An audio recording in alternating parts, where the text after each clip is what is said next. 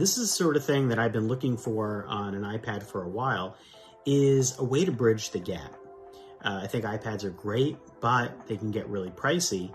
And can they live up to the total workflow that you usually do on a MacBook? Those of you who use iPads a lot, the answer you will say is sure, if you find a workaround. Others will say, no way, it's not the same thing at all.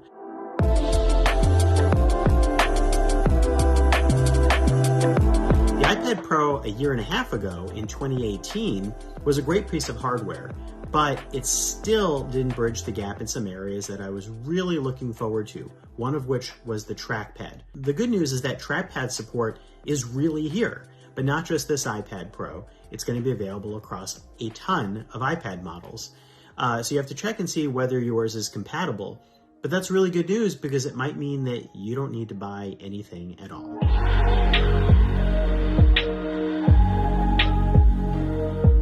A lot of the functions on the iPad now, I feel like I could take care of with just a keyboard and a trackpad, which is what I want. Now, why would I want that and why would I care so much? For me, it's about editing and editing workflow. Sure, I can type on an iPad, and sure, I can use the touchscreen and do a lot of different things, but the ability to edit text and drag and drop things around intuitively really hits a bottleneck on iPads before this. Now, with the trackpad, it's still not perfect. Right now, dragging and dropping and selecting text is a little bit weird.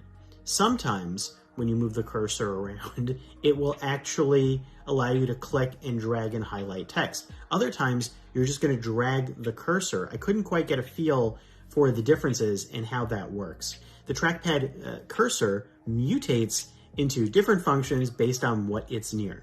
It starts as a little circular dot, but if it gets near an icon, the icon gets a little bit bigger and animates. If it gets near something else, depending on the app, it could start to animate. It turns into a cursor when needed, or it's that circle. So that's helpful when you get to controlling various things like Control Center on the top. You can click and you can easily know when something is highlighted in case you can't see the cursor. But it's not so great for other things. Again, that type of fine-grained work in text. But I'm sure apps, hopefully, will take advantage of the ability to design for this trackpad and figure out different things. Now, if you use two fingers, you can do essentially what's like a right click. And then when you do that, you can look at things like copy and paste. I found that a little hard to pull off at times. There are some settings that can also control things like the cursor speed, to activate tap to click instead of click, which is the way that I normally work on a MacBook. So I'm really glad that's in there. And controlling natural scrolling. So not a ton of customization features, but at least they're there. And if you do three fingers up, you can bring up all of your open apps and workspaces. If you bring your finger down to the bottom and then drag down one more time, you can bring up the dock. It's hard to bring up things like slide over, which is that slide over extra pane on iPad multitasking, or to control different panes if you have two in split view, as it's called. So some of those controls aren't really there yet. Now, this is with iOS 13.4. There's still going to be iOS 14, and I'm really hoping that a lot of this stuff gets smoothed out in that update when it arrives.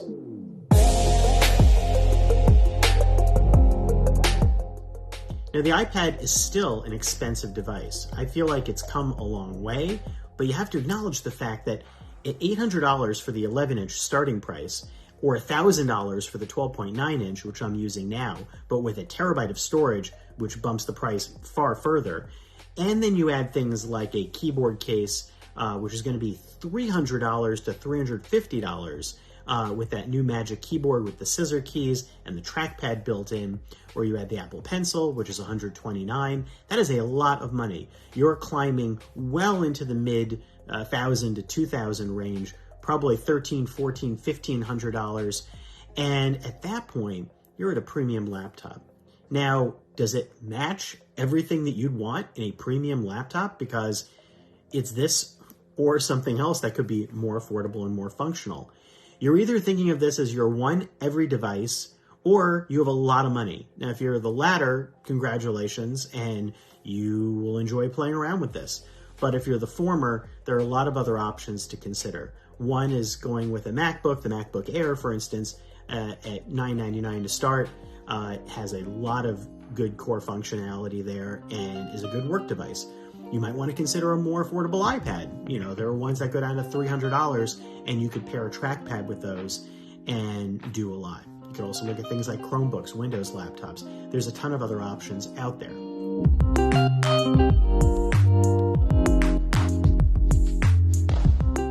The iPad's second big feature is its new rear camera array, which I'm staring at right now as I talk to you on this. In fact, I've been recording this whole stand-up on the iPad Pro just to see what it's like. I'm recording in 4K, 24 frames per second, and also I'm recording with the built-in audio on the iPad Pro, which Apple has improved. There's a 5 mic array in here, and the audio quality is supposed to be on par with what the 16-inch MacBook Pro also had. It sounds pretty good from what I've been testing. I'm recording at about yay distance away from the iPad, if that helps. It's raining right now, so you might hear a little bit of that. It also has a LiDAR sensor. Now, this is a brand new piece of tech on the iPad and on any Apple device.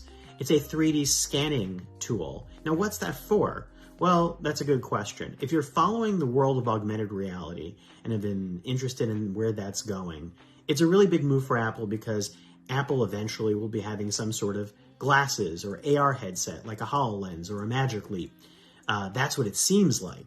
And if they have a headset like that, well, the ability to scan the world around you and build what's called a 3D mesh to get a better sense of where all the furniture and items are, that's really critical. And that's what the LiDAR sensor does.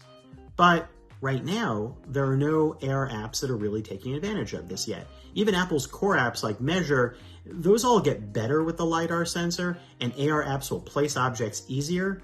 But Apple's AR kit, which works on a lot of other iPads already, totally works well as it is. So it's really hard to see what you're gaining here. Those who are really into augmented reality or the idea of building apps to scan and capture 3D objects might find this really exciting. And there's tech I've seen in the past that's done stuff like this. This LiDAR scanner looks like it can do even better, but I haven't been able to play with its tools yet. So stay tuned for that. But again, I wouldn't pay up for something like that unless you were a pro who wanted to take advantage of that, because right now it's really hard to observe. An AR kit already supports so many different apps on other devices that you can play around with that stuff, and there are a lot of apps already figuring out how to scan rooms and do that without things like a LiDAR scanner.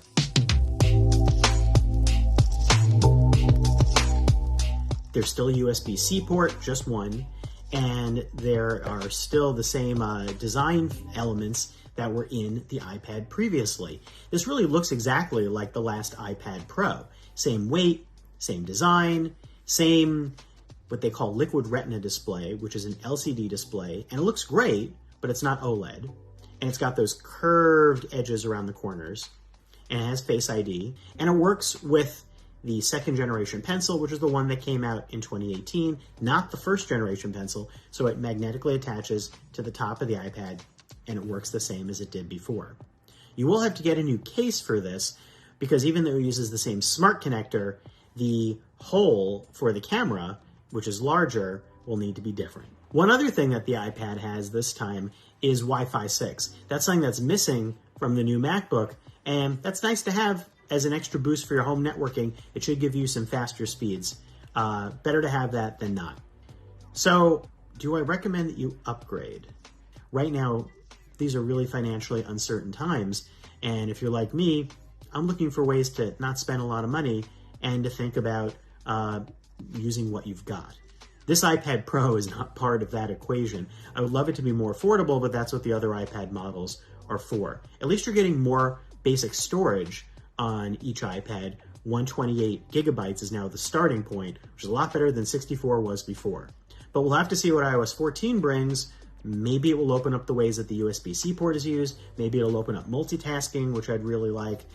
Maybe it will make iOS a lot more flexible. Because at this point, just like I felt a year and a half ago, Apple's hardware is stellar. It's more about the software, and it's more about how it opens up the ability for you to meet it and find different ways to use it the way you want to use it. The trackpad is a really good start along that path, but again, you don't need the new iPad Pro to use the trackpad. If you're looking for a great graphics tool, something that takes advantage of all the apps that Apple has in its fantastic App Store, and you want to be able to do some work on it, and you're okay with the weirdnesses of iOS, then this is the device for you. But if you're not okay with that, I'm not sure that right now the iPad has checked off all the boxes to make this thing a true crossover to do everything that the Mac does. You're still flowing through iOS and its quirkiness and its closed off elements.